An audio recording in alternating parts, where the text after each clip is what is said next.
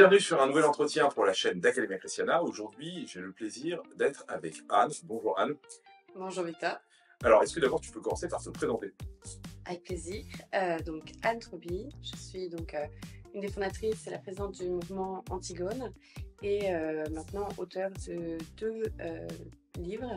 Un premier qui est une enquête sur le féminisme, la présence du féminisme sur Internet, et le second coécrit avec Iseult Turan, qui est donc la porte-parole du mouvement Antigone, qui est un essai sur le féminisme. Voilà, et je suis aussi conférencière sur ces questions voilà, de féminité, de féminisme et de relations hommes-femmes. Est-ce que tu pourrais présenter un petit peu le mouvement Les Antigones? Bien sûr, donc le mouvement Antigone, c'est un mouvement féminin qui est né donc en 2013. On tient au mot mouvement féminin. L'idée, à l'origine, on était 5 fondatrices, c'était de répondre à toutes les interrogations que nous avions, qui sont celles de notre génération, sur ces questions de comment en fait être une femme, comment vivre sa féminité aujourd'hui, dans un monde où la parole sur ces questions était vraiment dominée par le féminisme, et en France, le féminisme universaliste, dans lequel nous ne nous reconnaissions pas. Donc le mouvement a pris des formes très diverses au tout début. On s'est rendu compte de l'absence de contenu, de formation, de ressources sur ces questions. Donc on a monté des salles de conférences. Il y avait 3 antennes donc à Marseille, à Lyon et à Paris. Donc on s'est formé, on a invité des intervenants très divers, on a vraiment réfléchi sur ces questions. Est venue ensuite une phase de maturation, on a commencé à publier, à apporter nos propres réponses, hein, voilà, forte de tout ce travail. Et aujourd'hui, avec nos vies qui ont évolué à chacune. On a encore un site internet, on n'a plus les antennes locales. Et aujourd'hui, ce site sert à publier voilà, les propositions que peuvent nous envoyer des femmes aux profils divers et variés sur les sujets qui les occupent. Et on s'est concentré beaucoup plus sur le travail voilà, de publication avec ces ouvrages là, dont je vous parlais, et de conférences. Voilà. Alors, du coup, ton dernier ouvrage s'intitule Femmes, réveillez-vous pour en finir avec les mensonges du féminisme. Tu peux nous en dire un petit mot? Voilà, Femmes, réveillez-vous, déjà c'est une référence à l'appel d'Olympe de Gouges. Donc c'est un titre un peu qui interpelle un petit peu, mais ça s'adresse autant hein, aux hommes qu'aux femmes. L'idée dans ce livre, c'était de vraiment revenir. Il y a un aperçu chronologique et historique de l'émergence du féminisme. Est-ce que ce mouvement de pensée, en fait, dans quoi il s'inscrit, dans quel mouvement plus large, en fait, dans quel mouvement de société il s'inscrit, et pour comprendre comment ça a influencé, en fait, notre perception de la féminité, notre perception des relations hommes-femmes, et du coup, par conséquence, de la famille. Parce qu'on oublie que c'est quand même un enjeu clé quand on parle d'hommes et de femmes, c'est aussi de parler de famille. Et donc, on a, pour dévoiler un petit peu l'ouvrage, on a une première partie qui est centrée sur la question de l'autorité du père de famille, dans laquelle on essaie de décrypter la manière dont les premiers mouvements féministes ont vraiment, en cherchant à s'émanciper d'une tutelle masculine, ont vraiment porté un coup de butoir assez fatal à la structure familiale, à travers notamment cette attaque des symboles, qui est celui de l'autorité du père de famille, et ce qui s'inscrit dans toute une dynamique de société plus globale hein, qui dépasse largement le féminisme. On a une deuxième partie sur la question du transhumanisme, en fait. C'est toutes ces attaques que le féminisme a portées, et les autres courants de pensée qui l'accompagnaient avec lui, sur la biologie, en fait. Et on en voit d'ailleurs les conséquences aujourd'hui avec tous les mouvements comme le transgenrisme. Et nous, on revient aux racines de ça. Et comment, en fait, en cherchant à émanciper les femmes, on les a forcées à s'émanciper de leur biologie elle-même, en fait, à mettre de côté un élément essentiel de la féminité qui est la maternité, et qui est en fait le fait d'avoir, selon Claire, il faut le rappeler aujourd'hui, un utérus et d'avoir en fait tout ce système hormonal différent de celui des hommes. Et on analyse comment ça s'est passé, et on en tire aussi les conséquences politiques et philosophiques. C'est-à-dire comment nous sommes arrivés à une société où en fait l'idéal, la figure idéale qui est proposée à tous, c'est vraiment celle de la jeune fille. Voilà. On est tous appelés, hommes, femmes, etc., à coller à cet idéal, comme à toutes les époques, il y a eu des modèles, hein, des archétypes auxquels voilà, qui nous sont proposés comme modèle. Le modèle non dit aujourd'hui, c'est celui de la jeune fille, de cet être qui est voilà, jamais dérangé dans ses plaisirs, qui est un être de consommation, qui est un être éphémère, toujours riant, toujours léger. Et donc la troisième partie de cet ouvrage est centrée sur la question des droits et des libertés. Et on essaie de retourner un petit peu la logique actuelle et d'expliquer les erreurs qu'on peut avoir aujourd'hui sur la conception de la liberté qui nous pousse en fait dans cette course effrénée aux droits qu'on voit un peu partout, hein. Les droits des femmes évidemment, mais ça se voit dans plein de domaines, hein, dans la question des luttes des minorités, ça se voit même dans la dialectique qu'on oppose à ces mouvements-là. C'est-à-dire que par exemple, sur la question de l'avortement, on oppose le droit des femmes, aux droits des femmes, on oppose le droit à naître. Et en fait, cette dynamique-là, on l'analyse pour comprendre d'où elle vient. Et elle vient d'une erreur dans la conception moderne de la liberté. Et c'est ça qu'on essaie de travailler au corps. Et c'est ça qui a été, voilà, qui a été apporté aussi par le mouvement féministe, et pas seulement, encore une fois, et sur lesquels on essaie justement de repositionner un discours, on espère, plus juste. Voilà. Et on conclut quand même cet ouvrage.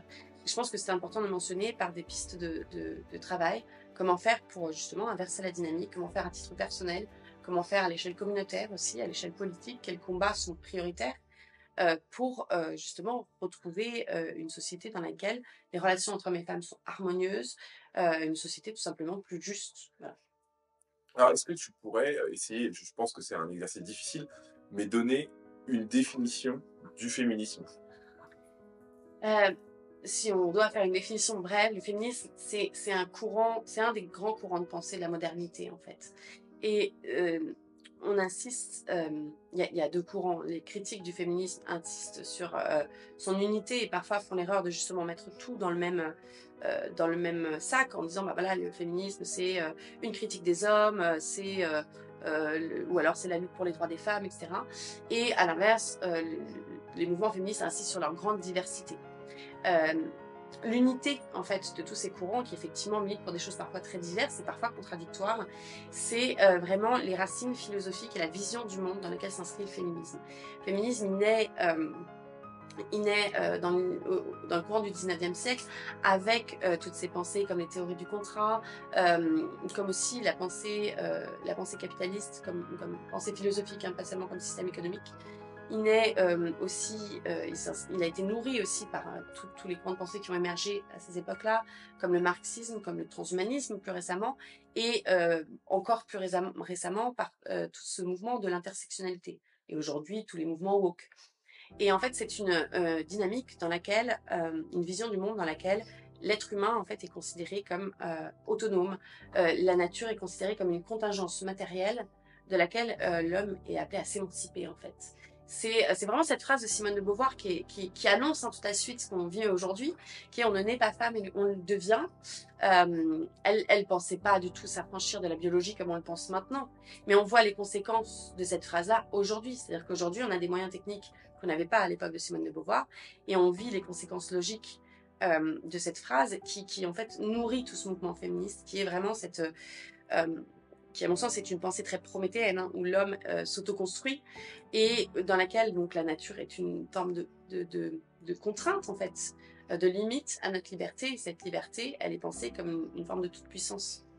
Et voilà, et ça, c'est des choses qu'on détaille justement dans cet essai et sur lesquelles, voilà, il y a aussi beaucoup de ressources sur notre site internet parce que je pense que c'est ça qui réunit en fait, qui crée l'unité de ce courant féministe et c'est ça contre lesquels nous, on s'inscrit. C'est-à-dire qu'il y a certains combats féministes occasionnellement, ponctuellement, qui peuvent être très justes, mais la difficulté, c'est que les réponses sont souvent un peu décalées, voire totalement erronées. Pourquoi? Parce que elles sont nourries par une vision du monde qui, à notre sens, est fausse.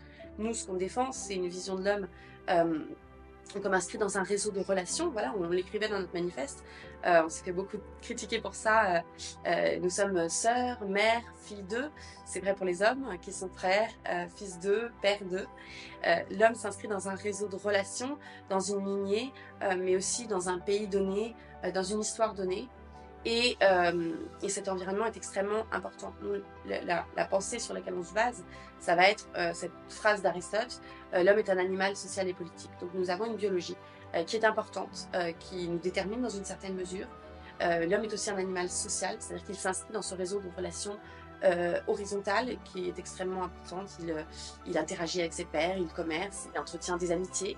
Et l'homme est un animal social et politique, c'est-à-dire qu'il y a aussi cet enjeu d'une société qui l'entoure. Et la société, pour nous, dans notre réflexion, est considérée comme un fait naturel, une réalité naturelle.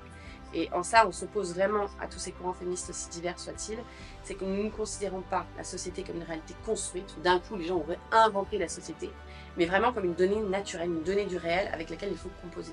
Pourquoi est-ce qu'il y aura un bon féminisme? Alors justement, on revient aussi là-dessus dans notre essai, c'est-à-dire que, et c'est ce que j'amorçais un petit peu, c'est la réponse que j'amorçais tout à l'heure, il y a des acquis, comme on les appelle maintenant, du féminisme, qui sont intéressants, qui peuvent être tout à fait intéressants et qui peuvent être tout à fait justes dans un contexte donné. On va poser par exemple la question du droit de vote.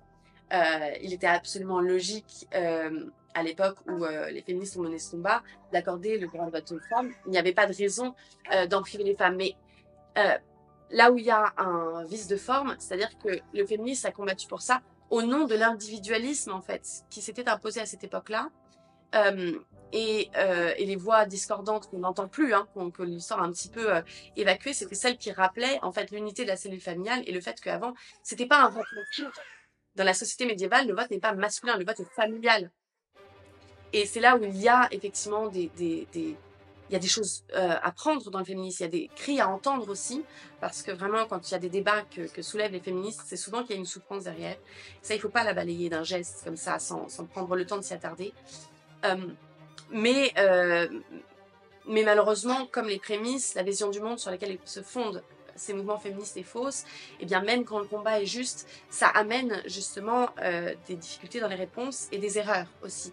C'est-à-dire que justement toute cette dynamique d'émancipation des femmes qui était très logique dans un contexte où justement il y avait le code civil, notamment en France, où les femmes étaient privées de droits auxquels et surtout d'une voie politique auquel elles avaient droit avant. Je veux dire, dans l'ancien régime, au cours de l'histoire, il suffit de lire Régine Pernoud, les femmes avaient des prérogatives politiques, avaient une voix dans l'espace politique qui était énorme, qui était juste et qui était une des grandes beautés de la civilisation européenne justement, et dont elles ont été privées par la Révolution. Et donc à ce titre-là, ce combat il est non seulement compréhensible mais assez juste, mais il a pris des formes qui par la suite ont mené au féminisme contemporain, parce que justement, il se base sur une vision du monde qui est erronée et qui est fondamentalement individualiste en fait. Et ça a mené à une émancipation des femmes, non pas à une plus grande liberté, mais en fait à une destruction des communautés naturelles en fait. Parce que justement, c'était basé sur une vision du monde fausse. Est-ce que pour toi, en 2024, le féminisme n'est pas en train de se faire dépasser par le courant LGBTQ, etc. Tous les courants justement woke, intersectionnels, LGBTQI+, tout ça, sont justement, c'est assez pervers, c'est-à-dire qu'ils sont dans la continuité de cette logique amorcée par les féministes. Et c'est là où on voit, moi c'est quelque chose que je trouve extrêmement intéressant aujourd'hui, c'est de voir des figures du féminisme comme Marguerite Stern ou Dora Muto, ou encore Elisabeth Badinter par exemple, hein, ou Agazinski, parce que là on parle beaucoup de Marguerite Stern et Dora Muto à cause de leur combat sur le transgenrisme, qui est un combat juste et hautement nécessaire. Mais avant elle, il y a eu donc Sylviane Agacinski, Elisabeth Badinter, qui se sont érigées contre la GPA. Et donc, on voit ces féministes se lever et se dire « oulala, tout ce mouvement est en train de devenir fou ». Et on est en train de se faire dépasser justement par ces problématiques LGBTQI+, woke, transgenre. Et en réalité, tous ces combats-là sont dans la droite ligne, ce que je disais avec Simone de Beauvoir. C'est-à-dire que cette capacité, cette demande qu'on fait de s'autodéterminer au point d'en nier la biologie la plus élémentaire, c'est la continuité de cette phrase de Beauvoir, on n'est pas femme, on le devient. C'est-à-dire qu'à partir du moment où on considère que de toute façon toutes les normes sociales sont contingentes et qu'on peut décider de ce qu'on veut comme repère pour la société, comme norme pour la société, voire vivre sans norme, eh bien ça nous mène inévitablement à ça. C'est-à-dire qu'il n'y a pas de... C'est un train en marche. Et à ce titre-là, je pense que le féminisme participe de ça et il ne se fait pas dépasser. C'est-à-dire qu'il y a des courants qui sont vraiment là-dedans. Et certains courants du féminisme sont en train de mourir, de lentement agoniser, comme justement tous ces féministes post-68 ans, en fait, celui de Badinter, le féminisme un peu de maman, quoi, qui voyait une émancipation dans Barbie, c'était la grande actualité du film, qui était paru récemment. Il y a un certain féminisme qui est en train de mourir, mais le courant de pensée, lui, ne meurt pas, parce que justement, il est tout à fait dans cette continuité. Donc, il y a des nouveaux courants qui émergent, qui sont tout à fait en cohérence avec ces nouvelles revendications. Et dans certains groupes féministes, on adopte le YEL, on adopte des expressions comme les personnes à utérus, les personnes menstruées, etc., sans aucun problème. Et il y a des courants, comme par exemple tous les courants cyberféministes, etc., qui eux sont en totale cohérence avec le courant transhumaniste, par exemple, en militant pour les utérus artificiels en vue de libérer les femmes. Parce qu'effectivement, le dernier rempart à l'égalité, c'est encore la biologie, donc il faut continuer, après la contraception, après l'avortement, à émanciper les femmes en leur donnant la possibilité de s'émanciper de leurs utérus. Donc voilà, donc il y a certains féministes qui vont se faire dépasser, d'autres qui vont de toute façon, certains courants qui vont retomber sur leurs pattes. Mais je pense que le féminisme étant dans cette dynamique-là, fait partie du problème en fait. Et ce qu'il nous faut repenser, c'est vraiment la dynamique des rapports hommes-femmes au-delà de ce courant de pensée qui est quand même assez circonstanciel à l'échelle de l'histoire. Si on revient un peu sur notre société vraiment contemporaine, en 2024, pour toi, c'est quoi la plus grosse menace pour la femme? Il y en a beaucoup, des menaces circonstancielles. Et puis il y en a beaucoup aussi dans ce contexte français. Hein. On a évidemment toute la question de l'islamisation de la France, où effectivement ça pose un gros problème politique. Il y a un gros problème avec l'immigration et la violence, toutes les violences faites aux femmes, qui n'est pas seulement liée à l'immigration, il faut vraiment le dire, parce que ça on parle beaucoup des violences de rue avec le travail que font certaines militantes là-dessus, mais il y a une violence croissante vis-à-vis des femmes en général avec d'autres mouvements. Il y a une forme de sclérose des relations hommes-femmes en fait, je pense. On parle beaucoup de problèmes circonstanciels, il y a aussi une emprise de plus en plus grande du corps médical sur le corps des femmes. Il y a eu des débats quand même, bon, il y a quelques années maintenant, sur les touchés vaginaux non consentis à l'hôpital. Il y a une augmentation nette des violences obstétricales. Et il y a une emprise du marché aussi sur le corps des femmes qui est extrêmement important et qui se manifeste particulièrement dans la question de la GPA et de la PMA pour toutes, parce que derrière tout ça, il faut quand même se rendre compte qu'il y a un commerce des utérus évidemment, mais aussi des gamètes. Parce que pour faire des PMA, il faut aussi des gamètes. Et ça, pour extraire des ovules à une femme, c'est une opération extrêmement lourde et dangereuse. Donc il y a un commerce du corps des femmes et du corps des femmes en morceaux qui le rend un peu invisible aussi. Donc tout ça, ce sont des menaces très circonstancielles. Mais derrière, je pense que derrière ça, il y a quelque chose de plus profond qui est effectivement une sclérose des relations hommes-femmes. C'est-à-dire qu'on ne se comprend plus. On est dans une opposition permanente, c'est la faute des hommes, c'est la faute des femmes, et on le voit beaucoup dans ces oppositions, féminisme, masculinisme, etc. Parfois, c'est le concours de la plus grande victime. Parfois, c'est une sorte de lutte pour le pouvoir, de guerre des sexes qui se prolonge. Le problème, c'est qu'en fait, on est interdépendant. Ce qu'on fait à un sexe, on le fait à l'autre. Donc, si les femmes ont des problèmes, ça va nécessairement impacter les hommes sur l'échelle politique, évidemment, puisqu'on est censé vivre tous ensemble. Hein, la société organise le même, mais aussi la différence, et notamment la différence des sexes, c'est des différences fondamentales que la société, que le politique est obligé de gérer. Et puis, ça se manifeste aussi à une échelle personnelle, dans des grosses difficultés relationnelles entre les femmes, hein, et des grosses difficultés dans les couples notamment, parce qu'à l'heure actuelle, la question du partage des tâches, de la gestion d'un budget, sont marquées par tous ces courants de société, sont marquées par tous ces discours, et introduisent une forme de méfiance, de défiance, jusque dans les relations les plus intimes, en fait. Et il y a cet individualisme derrière ça, qui considère que voilà, chacun a son précaré, et chacun doit défendre ses petites libertés, même au sein d'une unité familiale ou d'une communauté. Alors justement, je voulais en venir à ça. Aujourd'hui, dans les pays occidentaux, on est à peu près à 2 couples sur 3 qui divorcent. On parle de féminicide, de violence. Il y a aussi un certain nombre de courants masculinistes qui entendent vivre sans les femmes. Tu parlais de ces difficultés relationnelles. Comment t'expliques justement cette crise du couple? Il y a une énorme évolution dans le contexte dans lequel aujourd'hui on fonde une famille, on vit en couple. Il y a une évolution matérielle qui fait que les couples sont très isolés de la famille. Hein. L'évolution des transports, des moyens de communication fait qu'aujourd'hui un couple est seul. Il n'a pas le réseau d'oncles, de tantes, de frères, de sœurs. Donc il manque à la fois de modèles, et c'est extrêmement important parce qu'on se réinvente aujourd'hui à chaque génération. Et donc on est beaucoup plus sensible aussi, beaucoup plus vulnérable à une certaine idéologie, à un certain dogmatisme, notamment en matière de parentalité, c'est important. Et on est aussi beaucoup plus seul d'un point de vue matériel. Se rajoute à ça toute la dimension économique et marchande. C'est-à-dire que d'un côté, on a voulu cette solitude, et c'est quelque chose qu'analyse très bien Christopher Lasch dans Les femmes et la vie ordinaire, en disant que voilà, ces familles américaines, ces foyers américains dans les années 50 ont migré massivement dans les banlieues pour échapper au potelage communautaire, pour échapper à ce système de dons et contre-dons qui faisait qu'on avait un soutien matériel, mais d'un autre côté, la voisine se permettait de critiquer nos manières de faire, on était surveillés dans tout ce qu'on faisait, etc. Et on avait cette obligation de se soumettre à une norme qui pouvait être extrêmement lourde. Et le problème, c'est que le soutien matériel, il est toujours nécessaire, on en a toujours besoin. Qu'est-ce qui vient remplir ça?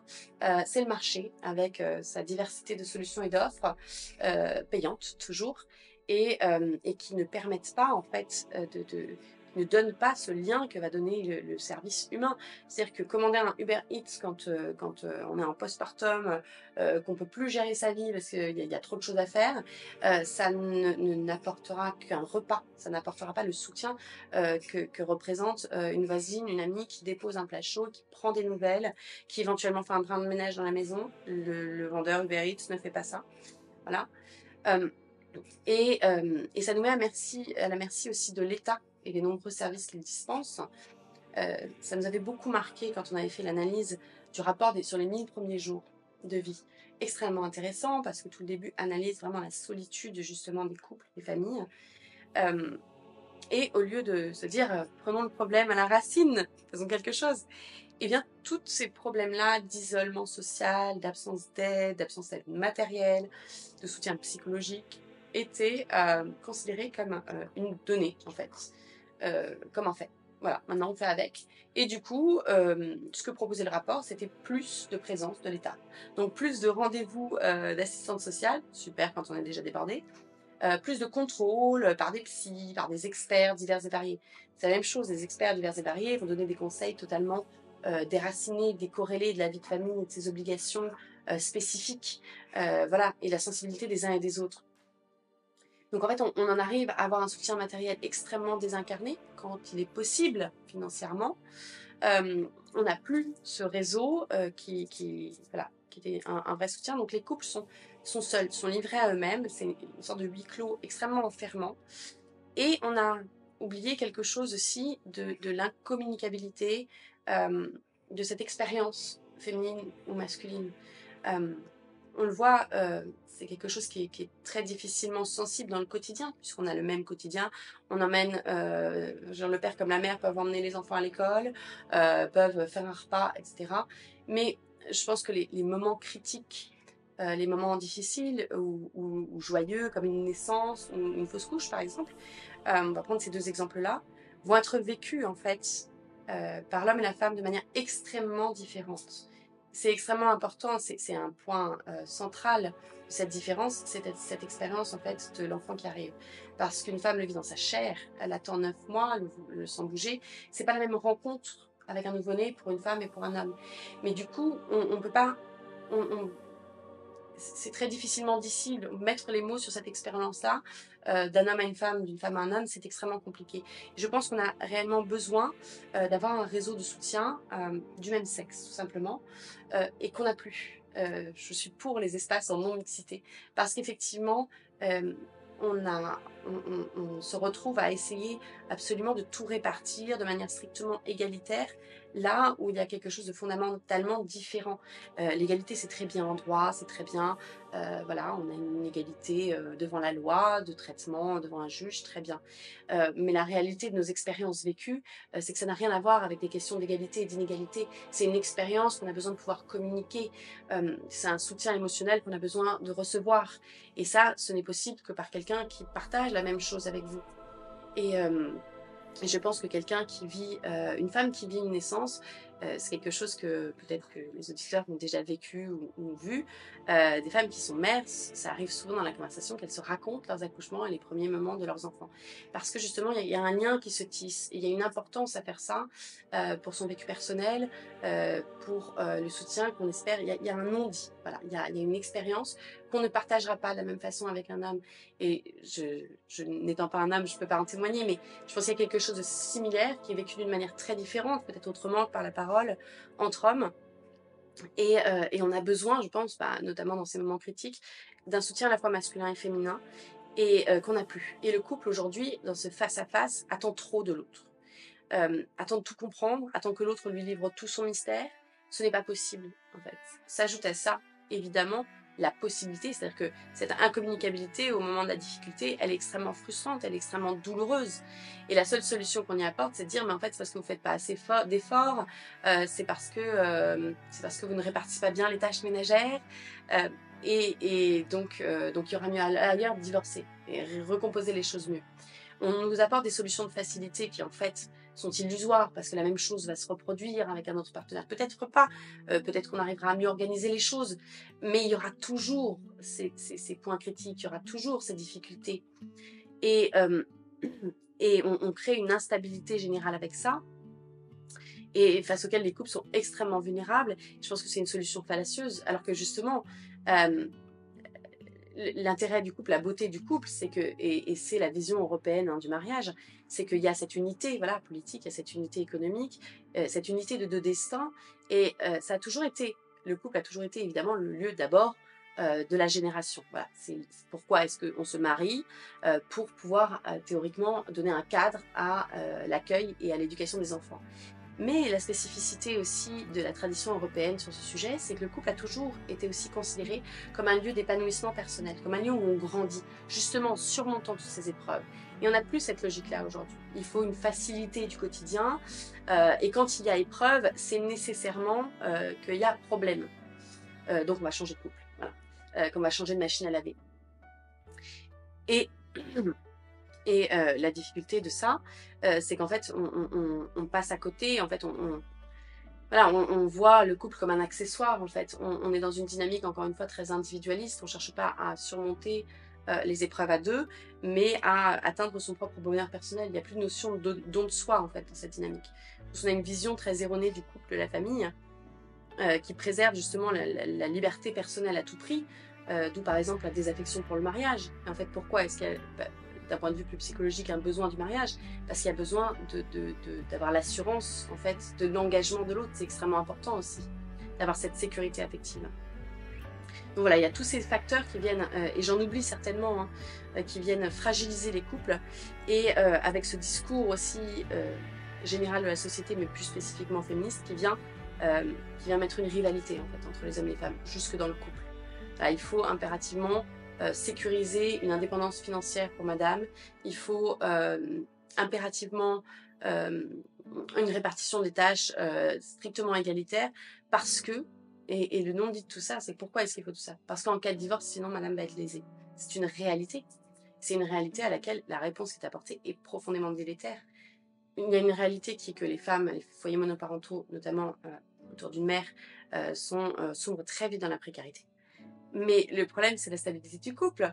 C'est pas assurer ses arrières quand on se met en couple. C'est-à-dire que maintenant, un homme et une femme qui se mettent en couple, et notamment une femme qui se met en couple et qui veut fonder un foyer, qu'est-ce qu'elle fait? Elle s'organise en cas de divorce, pour que tout soit propre en cas de divorce, et qu'elle soit pas trop lésée, et que ce soit pas trop problématique pour elle. C'est terrible, en fait, on envisage la fin avant le début. Donc comment est-ce qu'on peut construire une confiance? Comment est-ce qu'on peut construire un avenir autour de cette possibilité-là?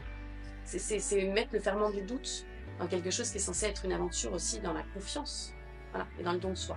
J'étais l'autre jour dans un blablacar avec plusieurs gens, hommes et femmes. Et quand on m'a demandé de me présenter et que j'ai dit que j'avais 3 enfants, elles m'ont toutes regardé avec des yeux complètement écarquillés, en me demandant si j'étais responsable et comment je pouvais vivre d'offrir un tel avenir dans un monde aussi dur à mes enfants. Et je pense que c'est le cas de beaucoup plus en plus de jeunes filles, de jeunes femmes, de considérer la maternité comme quelque chose vraiment presque d'irresponsable. Et on le voit effectivement à travers le taux de natalité. Qu'est-ce que tu répondrais peut-être à ces jeunes femmes? Alors, il y a effectivement un contexte général en fait, de refus de l'accueil des nouvelles générations. Hein, l'enfant pollue, l'enfant est un coût, etc., etc. Qui sème le doute en fait sur cette question de la maternité, de la parentalité en général, parce que ça, je pense que ça touche autant les hommes que les femmes. Donc il y a cette ambiance politique qui est extrêmement importante, qui nous dit qu'effectivement on va être responsable en fait de la pollution dans le monde, etc. Bon, déjà, c'est extrêmement faux dans la mesure où pour reconstruire un monde sur des bases plus saines, il faudra bien des enfants qui grandissent et des enfants bien élevés, justement. Hein. Voir que le coût d'un enfant et son coût, son impact environnemental varie énormément d'un pays à l'autre, donc c'est pas une fin en soi. Bref, et ça, c'est vrai pour les hommes comme pour les femmes.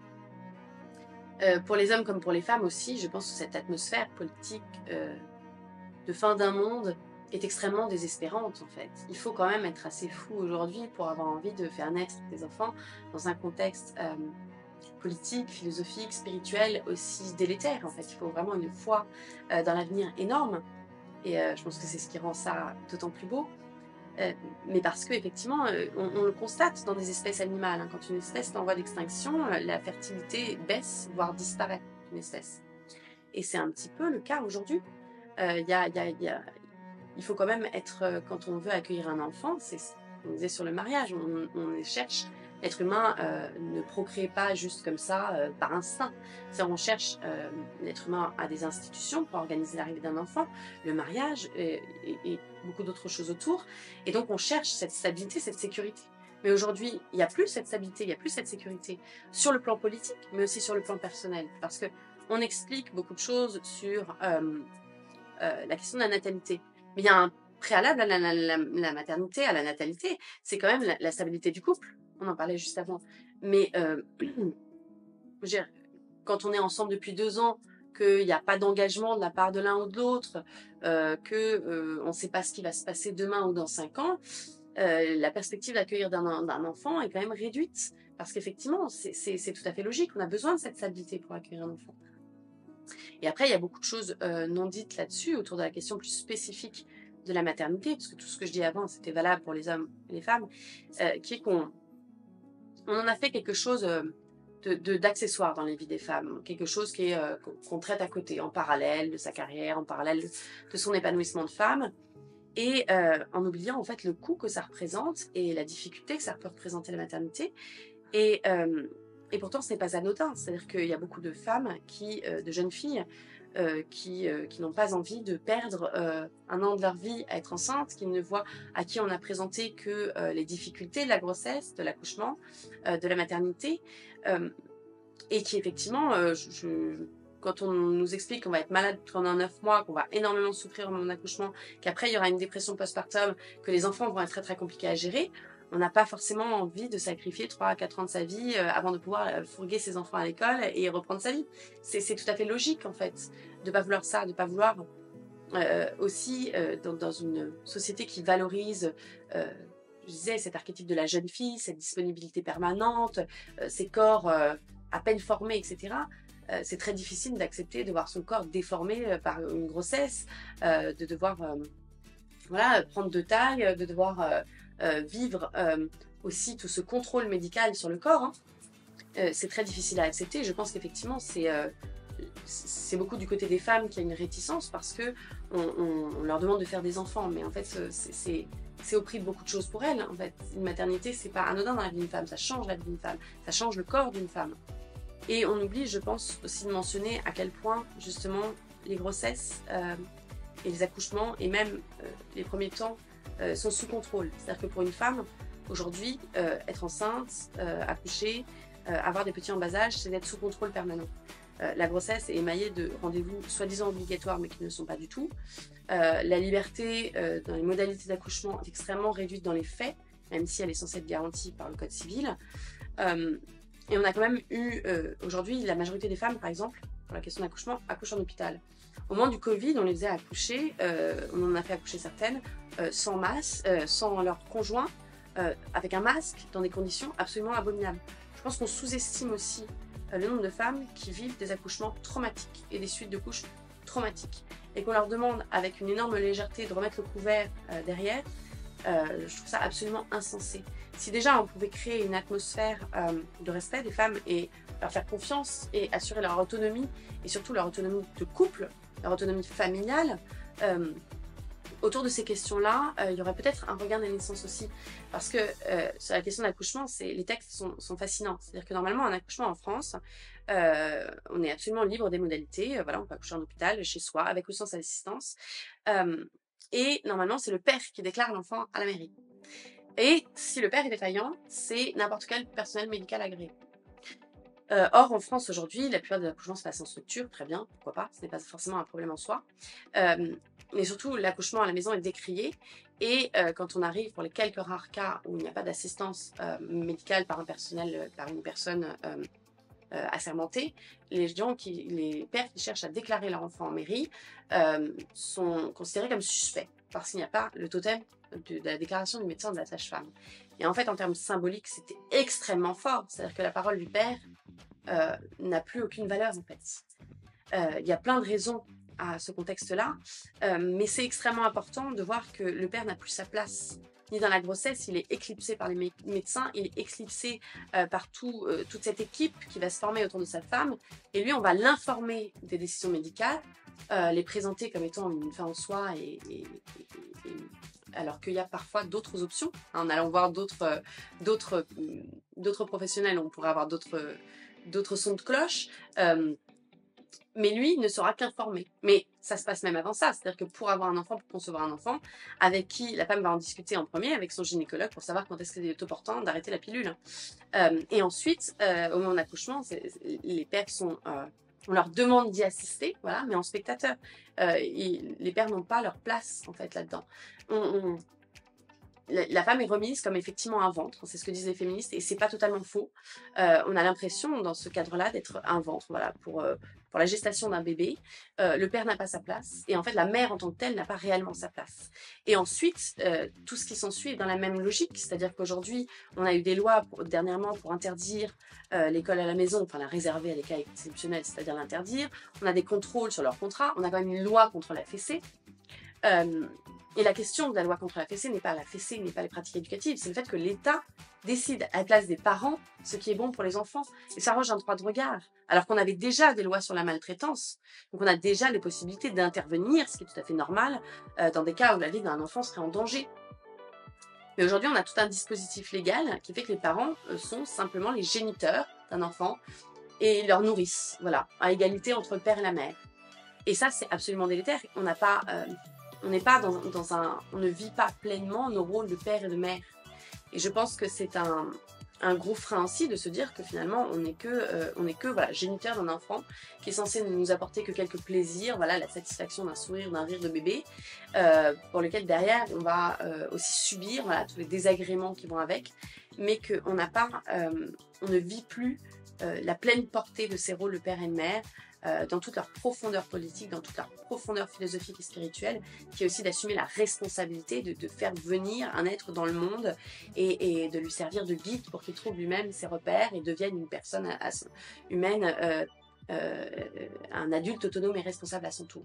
En fait. Quand on devient parent en 2024, on est un peu pris entre deux modèles, soit celui que tu as décrit et critiqué, on va dire, lié à nos sociétés, ou finalement copier des modèles du passé. On peut penser au phénomène des tradwives, etc. Et du coup, finalement, est-ce qu'il n'y a pas une manière, en quelque sorte, de trouver une alternative à voilà, revenir en arrière ou continuer à foncer dans le mur en allant de l'avant? Je suis persuadée qu'il y a tout un réinventé. C'est ce qui est beau dans l'époque dans laquelle on vit, c'est qu'on est privé d'un certain nombre de repères. On nous réinvente la poudre tous les 4 matins, mais du coup, on a de nouvelles voies à ouvrir. C'est la même chose sur la question des relations hommes-femmes. Hein. C'est quelque chose qui est de l'ordre à l'origine de l'intuition, du bon sens, et sur lequel du coup il y a très peu d'écrits finalement. Mais aujourd'hui, avec les personnes qui remettent en question la définition même de ce qu'est une femme, avec tout ce mouvement transgenriste, eh bien on est obligé justement d'aller explorer les bases de ce que ça veut dire être un homme, de ce que ça veut dire être une femme, de ce que ça veut dire être, dans le cas de la parentalité, un père ou une mère. Et ça nous laisse toute l'attitude aussi de justement d'avoir cette position qui est normalement la position la plus saine, c'est-à-dire de se positionner au milieu d'une longue chaîne. C'est-à-dire que c'est le principe de la tradition, normalement c'est quelque chose de vivant. En fait, c'est quelque chose, la tradition s'inscrit dans une transmission. Donc il y a évidemment des choses à voir, des choses à garder dans ces modèles du passé qui nous ont inspirés sur plusieurs générations. Et on en a une foule, des modèles très différents. Et c'est ça qui est très intéressant, notamment voilà, dans cette civilisation européenne. Mais aujourd'hui, on n'est pas dans une transmission vivante. Aujourd'hui, ce qu'on voit avec les phénomènes comme le mouvement Tradwife, je dirais que c'est comme un phénomène de musée, en fait. On veut reprendre cette féminité totalement, cette image d'Épinal de la femme des années 50 qui a justement son petit tablier, qui fait ses bons petits plats, etc. N'oublions pas que c'est ce modèle-là qui a mené au féminisme contemporain, parce que ces femmes-là étaient... c'est la banlieue américaine des années 50 dont on parlait tout à l'heure. C'est des femmes qui sont seules, qui prennent des antidépresseurs massivement, et qui n'ont plus d'autres perspectives dans la vie que leur maternité limitée à des biberons et des couches, en fait. Et plus du tout à un rôle, justement, à ce qui pouvait être à d'autres époques. Donc je pense que oui, il y a tout à réinventer. Il y a énormément de choses à puiser dans le passé, et avec nécessairement les circonstances matérielles du moment. C'est-à-dire qu'aujourd'hui, c'est plus la mère et une communauté de femmes qui s'occupent des enfants pour ensuite, à un certain âge, les passer au milieu des hommes. Il y a une beaucoup plus grande présence masculine au sein du foyer, et je pense que ça peut être une très bonne chose aussi. Ça nous apprend aussi une autre manière de vivre en couple, de collaborer. Ça crée une plus grande intimité au sein des couples aussi. Et ça apporte justement une plus grande compréhension entre les sexes. Je pense que c'est une belle opportunité aussi de réinventer justement les rôles de père et de mère en se basant sur cette tradition.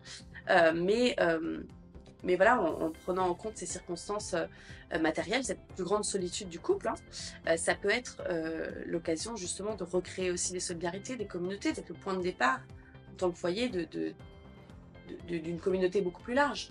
Donc il y a énormément de choses à faire, de choses à penser, et je pense que justement ce que j'aimerais moi voir émerger, ce serait une génération justement de couples et de foyers qui arrivent à vivre ça de manière apaisée et sereine.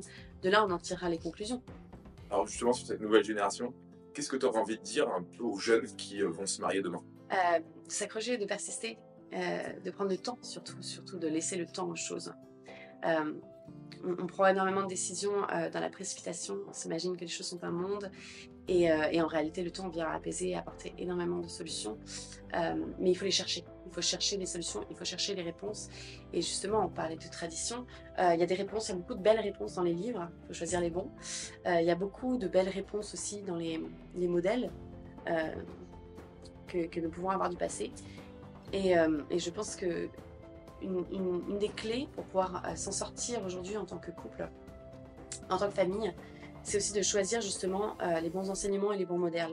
Mais les bons modèles, c'est-à-dire s'entourer de joie, s'entourer de couples qui marchent, autant en pratique, je veux dire, dans les amis, etc., de gens qui nous soutiennent et qui sont dans cette perspective aussi d'un mariage, d'un foyer qui est là pour durer. Bien choisir ses amis, des amis qui vont vous conseiller pour surmonter les difficultés, et pas justement pour abandonner à la première épreuve, mais aussi dans un imaginaire. C'est-à-dire nous sommes des générations avec des modèles assez dysfonctionnels, avec certains sont issus de familles justement séparées, ou de familles qui ne sont pas séparées, mais dans lesquelles les choses étaient difficiles, et qui nous donnent cette impression qu'un couple, c'est compliqué, ça ne va pas forcément marcher. Et si on réfléchit, si on cherche aussi des beaux modèles, que ce soit dans la littérature, que ce soit dans l'histoire, que ce soit autour de nous, dans nos grands-parents, dans nos parents, ou les parents de nos amis, eh bien on a plus de chances de justement trouver des solutions, parce que notre imaginaire, parce que notre intelligence sera peuplée justement de ces beaux modèles, de ces horizons en fait justement de joie, et de ces conseils pratiques qu'on va pouvoir, dont on va pouvoir tirer des leçons pour l'avenir. Est-ce que pour toi, les hommes sont aujourd'hui victimes des femmes? Parce que les deux sexes sont victimes de tous les courants de pensée dont on parlait tout à l'heure. Les deux sexes sont victimes vraiment de... Les courants de pensée dominants à l'heure actuelle sont vraiment, ce que je disais, basés sur une vision erronée de l'homme. Et du coup, ça pousse les deux sexes à se penser victimes. C'est-à-dire qu'à ce rythme-là, en fait, on s'en sort pas. On peut passer toute la soirée à se demander qui est victime de qui. Effectivement, dans les situations personnelles, il y a des cas... ça marche dans les deux sens. C'est-à-dire que dans ce cas, on va parler de féminicide, on va faire la liste des malheurs des uns et des autres.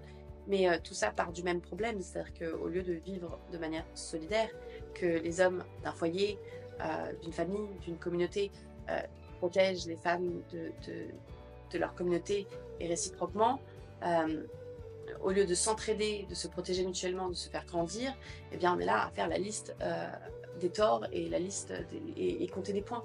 Et en fait, oui, évidemment, dans une certaine mesure, les hommes sont victimes, certains hommes sont victimes de certaines femmes, et réciproquement, ça n'a pas de sens en fait. C'est dans un couple qui se sépare, par exemple, c'est rare qu'il y ait 100% de faute d'un côté de l'autre. Dans la majorité des cas, il y a des torts partagés. Et justement, c'est vraiment assez délétère ce concours de la plus grande victime. Et je pense qu'on peut trouver non pas une forme d'égalité, mais de réciprocité en fait dans le malheur des uns et des autres. C'est-à-dire que les femmes, par exemple, se coupent de leur corps, se coupent de la fertilité aujourd'hui, et tout les pousse. Mais c'est aussi, quand elles font ça, elles en prennent la charge. Il y a tout voilà, ce discours féministe autour de la contraception.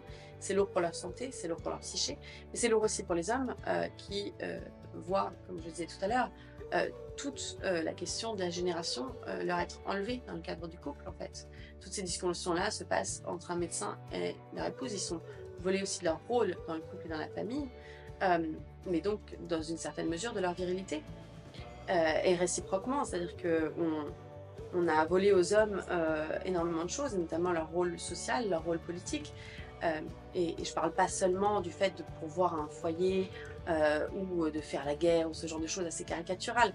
Je parle simplement de prendre une décision en fait pour le foyer, de prendre une décision pour le couple. Ça aujourd'hui, en fait, c'est pas que ce sont pas les femmes qui ont volé ça, c'est l'État qui a volé ça aujourd'hui. C'est les nécessités économiques qui ont volé ça aujourd'hui. Et c'est ce que je disais sur le rôle de père et de mère. On nous a volé de l'essence de ce que nous sommes et de ce que la féminité et la masculinité, de la manière dont elles sont vécues en politique. Il ne nous reste quasiment que la biologie en fait. Et c'est ça qui fait que tout le monde se focalise sur cette biologie de manière extrêmement obsessionnelle et extrêmement malsaine. Parce qu'on nous a volé tout le reste en fait. Tout simplement. Donc oui, en fait, nous sommes des victimes d'un énorme mensonge, d'une énorme erreur philosophique, intellectuelle, sur qui sont les hommes, qui sont les femmes, quelles devraient être nos rédactions, quelle est notre place dans le monde et dans le monde, dans l'univers, on va dire. Voilà. Avant de nous quitter, un petit message à faire passer.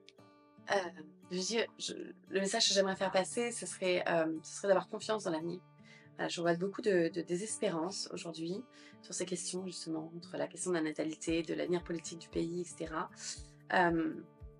Lisez Bardèche, l'histoire des femmes de Bardèche. On voit que chaque époque, il y a, même à travers les pires moments, même à travers les guerres, même à travers les turpitudes de l'histoire, il y a toujours des choses qui se transmettent, des choses qui persistent et qui permettent justement un avenir.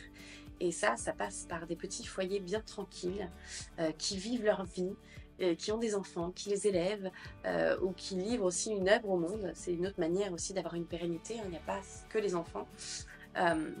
Aristote a livré son œuvre à la fin d'un monde, et la fin d'un monde donne naissance à un monde nouveau. Voilà. La fin de l'Antiquité a donné naissance au Moyen-Âge, le Moyen-Âge a donné naissance à l'époque classique, enfin voilà. Il y a une continuité et soyez de ceux qui la permettent, voilà, tout simplement. Merci beaucoup Anne, merci à tous, on se retrouve pour un prochain entretien sur la chaîne d'Academia Christiana. N'oubliez pas qu'Academia Christiana compte sur vos dons. Nous avons cet été plusieurs événements qui sont prévus et pour cela, beaucoup d'achats et d'investissements logistiques. C'est pour ça que votre générosité sera indispensable à la formation des jeunes Français de demain.